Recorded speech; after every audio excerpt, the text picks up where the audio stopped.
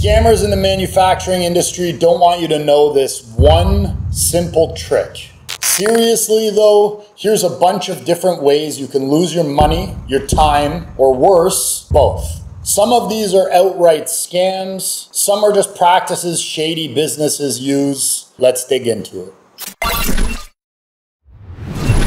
Number one is your standard payment scam. If you're talking with someone that seems to be in a bit of a hurry, has a deal that seems too good to be true, and then they ask for payment through MoneyGrab or Western Union or something similar, never mind if they bring up gift cards, those are all huge red flags that they're scammers. MoneyGrab and Western Union are of course legitimate platforms, but the fact is that scammers love these because of their worldwide availability, and essentially once you let the money go, it's gone forever. We had a customer that came to us in Morpho's early days who ended up sending something like $30,000 to somebody who had been vetted and done orders. And it was somebody who had stolen a company email, got in, had the money Western Union to a different place, to a different person, and then they were shit out of luck. They had no product, they were out of time, out of money. Worse, they had no product and they couldn't ship to their end user. Double check,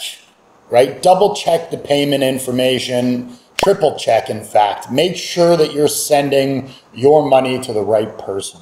Adding on a personal story, me and my friend in university found a product that we thought would kill it on campus at parties throughout the year. Right? I'll let you think about what it might have been. Same thing happened. Alibaba supplier sent us the money info. We went to the bank to send the wire. We were so excited, right? We knew we could make a lot of money with this idea. We told them we sent it. We waited a day, no response. 2 days, no response. A week, no response. We go to the bank and they're like, you're the idiot who sent money to someone you don't know. We can't do anything. The money's already there. Needless to say, we never saw it. Be careful with this stuff. It's not a joke. Number two is all about lowballing, right? You get in, you start talking to the factory. They give you a great initial price to hook you up, and then they hook you in. And then as soon as the bulk order comes, they jack up the price once they know they have their hooks deep into you. If you see things that don't seem to make sense, don't just go along with it or assume that there are costs you don't know about. Check everything. Make sure that everything is accounted for in your quote. Don't let something surprise you later on the road because you didn't look at your quote carefully.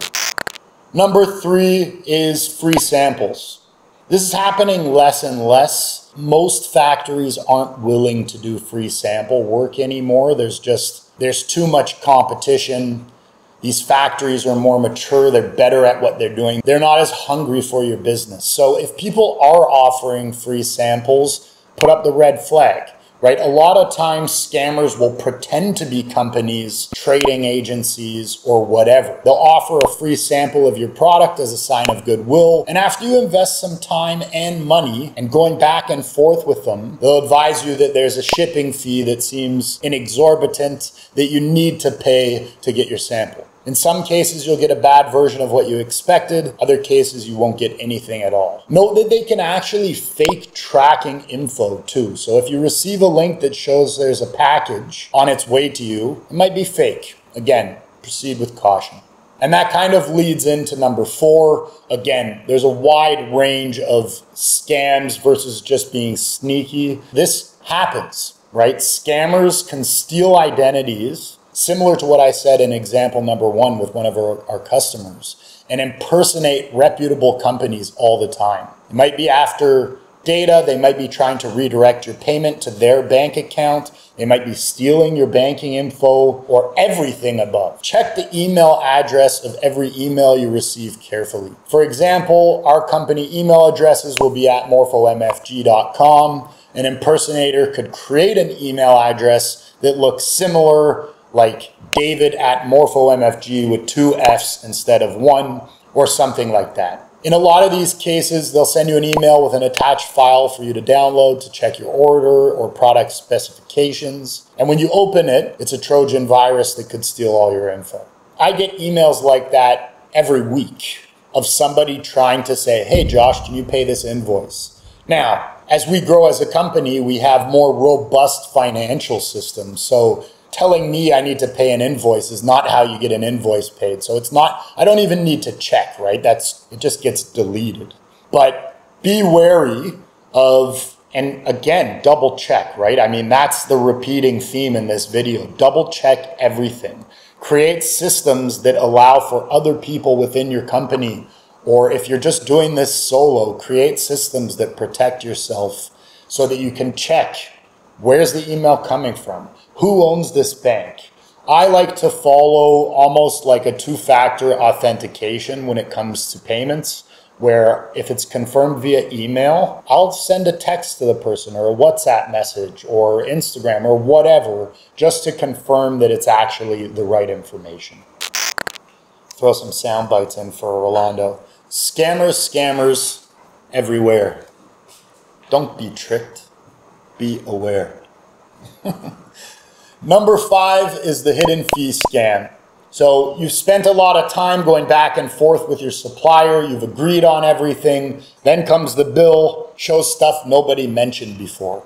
I like to compare this to eating at a restaurant. Most people, when they go to a nicer restaurant, they're going to check the bill to make sure. It might not even be dishonest. Oh, you made a mistake. We didn't order this. Or this got sent back and they said we don't need to pay for it. Why wouldn't you do the same thing in your business? Go over your invoices and your quotes meticulously. Make sure that there aren't things missing. The worst thing is for you not to be careful, the factory to send the invoice, and then they hold you hostage. At that point, a lot of people end up falling back on a sunken cost fallacy where they say, I've spent this much money already, might as well pay the rest just to get the product, right? This is what they want you to do. It's tough to get out of situations like that. It's much easier to be aware from the beginning and not allow these types of things to happen at all. Number 6 is a review manipulation. So you see this all the time. It seems like lots of reviews these days are fake. People game the system. At what point do you draw the line? I think that's a conversation for a different day. But as far as I know, almost all review platforms you can manage to get fake reviews. Glassdoor, Amazon, Trustpilot, Google Reviews, Alibaba, AliExpress, Facebook.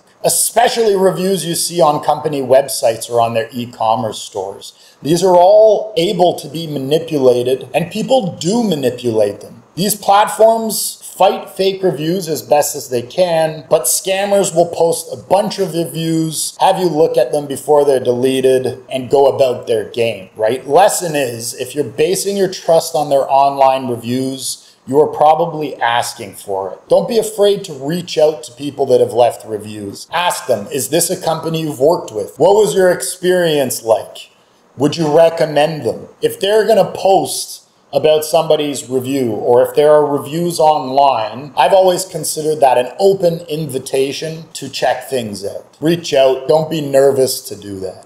Number 7 is middlemen posing as manufacturers. This isn't really a scam per se, but you're definitely being taken for a spin. You know, a lot of the times they'll claim to be factories. They might even bring you to the factory and say they own it. But in reality, they might not even have a piece of equity. They almost certainly aren't making major decisions at the top of the food chain. And they're most likely trading agents. They're gonna take your order, outsource every single part of it, and who knows what you get. In fact, when I get people giving me beef for Morpho not owning factories, and they say, we want to work right with the source. Okay, well, the reality is the source, using an iPhone as an example, the source is not one person. It is not a factory, right? There's not one factory that makes every component for Apple. They use contract manufacturers. They use component specialists to make the components, and then they bring it all together. So in reality, a contract manufacturer and a trading agent posing as a factory are the same thing. Contract manufacturers are just honest about their role within the supply chain. You can fight stuff like this. You can ask for factory tour via video. Ask for a factory tour. Show up at the factory. Right now, it's easier than it has been in the last few years to come to China. If they're full of shit, they'll probably pull a Copperfield and disappear. Number 8 is the good old bait and switch. You're blown away by the sample, everything's perfect. You get ready to order, you send the money, you order in bulk, and you receive a container full of crap. Consider using third-party QC services before bigger orders, and most importantly, QC is an ongoing process. QC does not happen at the end when the goods are ready to ship. That is one of the biggest mistakes I see in the entire manufacturing world. People think quality control is about checking the goods before they ship. Quality control is about checking the process as it's in process, about checking components as they arrive before they're assembled. When you QC and fail at the end of an order, again, you're just creating problems. People won't want to take responsibility. You're going to be left holding the bag a lot of the times. It's just not a great situation to be in. QC throughout, and you'll be able to avoid the bait and switch. Number 9 is an account status abuse. So allegedly, there's a whole market out there that sells stolen gold supplier Alibaba accounts or AliExpress accounts so that they can seem trustworthy. Sadly, you can't rely solely on account status. I think there was a time when that meant something. I think that time has passed. Don't rely on just that. Do your due diligence outside. Check the other things that we've talked about in this video. Number 10 is about false location claims. Suppliers falsely claiming US or UK addresses for their HQ, or even Chinese addresses for that matter. I've seen this myself with a lot of the people that we would probably consider competitors, where they say their HQ is in China and you show up at their office and it's a PO box. Always do your own research. If you can come to China, go to the factories, sit down. You know, we used to talk about this guanxi, about having tea with the factory bosses and really understanding each other, how important that was. For a long time, it wasn't really possible, but it's possible again. You're in the process of creating your own project, your baby. Treat it that way. All in all, to sum all of these 10 scams up, 2 final points. Number 1, if a deal seems too good to be true, it probably is. Stay vigilant, don't be stupid, and don't be afraid to walk away from a deal that just feels off. Don't be afraid to walk away from a deal if your spidey senses are tingling.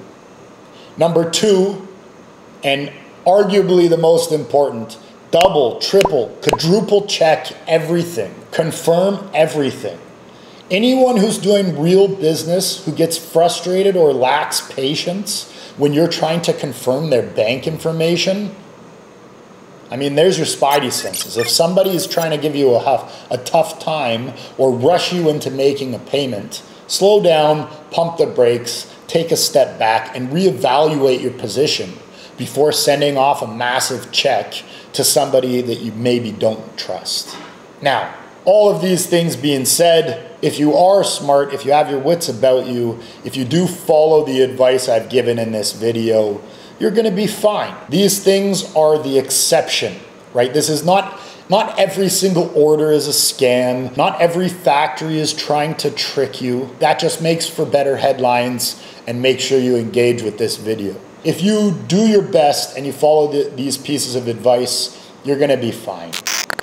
To wrap things up, if you're making a unique, high-end product, you probably shouldn't be using these platforms anyways. You should be seeking out experts that can help you put a product together that actually means something. For questions, comments are open down below. If you want to learn more about how real manufacturing in China works, visit morphomfg.com with 1 F and read some of our free guides.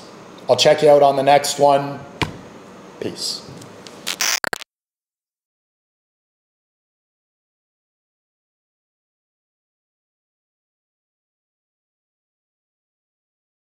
What was your experience like? I don't know, I did that.